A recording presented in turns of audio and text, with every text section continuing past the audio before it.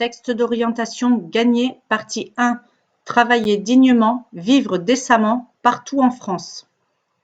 Notre société ne tient plus sa promesse d'égalité devant l'emploi, l'école, la santé, les services publics. Pourtant, la fortune des milliardaires et la richesse des plus favorisés atteignent des sommets.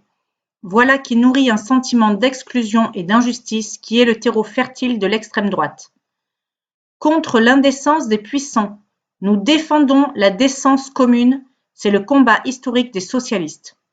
La première dignité, c'est de pouvoir vivre des fruits de son travail.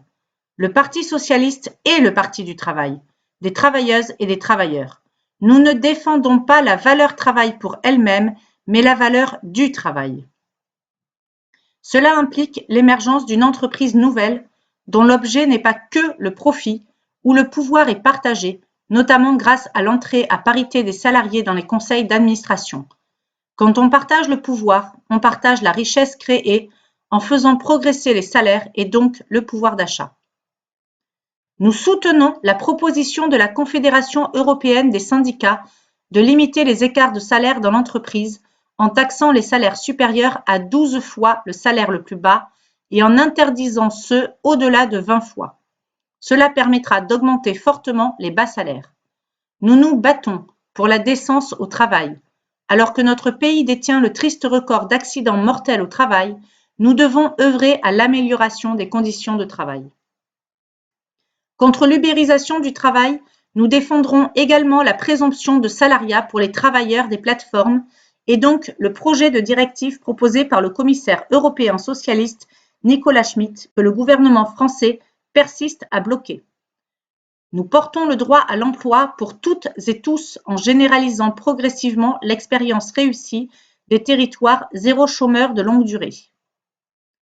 Pouvoir se former tout au long de la vie est indissociable de notre conception du travail digne. Nous défendons la formation professionnelle comme partie intégrante des droits du travailleur avec la création d'un capital formation continue venant corriger les inégalités de formation initiale et le droit à 1 an de formation libre.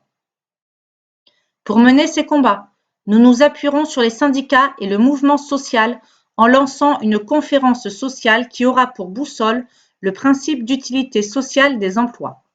Elle prendra en compte le rôle des emplois des premiers de corvée, qui sont bien souvent les premières. Elle portera sur des thèmes aussi larges que la revalorisation des salaires, l'égalité salariale réelle entre les femmes et les hommes, la réduction du temps de travail, la santé, la formation. Le travail digne ouvre le droit à une sécurité sociale. Alors que ces droits sont aujourd'hui attaqués par la droite libérale, nous défendons le droit à la retraite en bonne santé et combattons la réforme à venir des retraites comme celle de l'assurance chômage. La dignité est un droit et l'éradication de la pauvreté un impératif. Or, en 5 ans, 300 000 personnes de plus ont basculé dans la pauvreté. Nous proposons la création d'un minimum jeunesse ouvert aux 18-24 ans, ainsi qu'une dotation tremplin visant à donner à chacun, dès 18 ans, un capital permettant de financer tout ou partie de sa formation et de ses projets. Des minima sociaux revalorisés, au moins à hauteur de l'inflation. La création d'un bouclier logement pour ne pas consacrer plus de 30% de son revenu à son logement. La lutte contre le non-recours aux droits. Une vie digne, c'est l'allongement de l'espérance de vie en bonne santé. Nous défendons un New Deal pour l'hôpital public avec le recrutement de personnel, l'établissement d'un ratio minimum de soignants au chevet des patients, un reste à charge zéro. Nous luttons avec détermination contre les déserts médicaux dans les campagnes comme dans les villes, en refondant le contrat entre la nation et ses médecins par la régulation de l'installation des professions médicales, mesures justes et efficaces pour porter un coup d'arrêt aux inégalités grandissantes d'accès aux soins.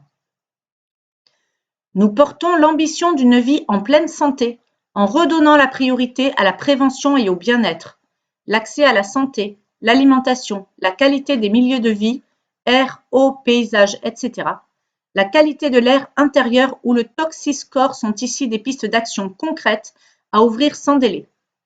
La santé mentale doit devenir une grande cause nationale. Nous voulons relever le défi de la société de la longévité, faire de la vie chez soi le choix le plus durablement garanti. lutter contre l'isolement, revaloriser les métiers du soin et de l'accompagnement, développer les parcours résidentiels, du maintien à domicile à l'EHPAD, en passant par l'habitat inclusif et l'aide aux aidants. Nous n'avons pas oublié les leçons du mouvement des Gilets jaunes.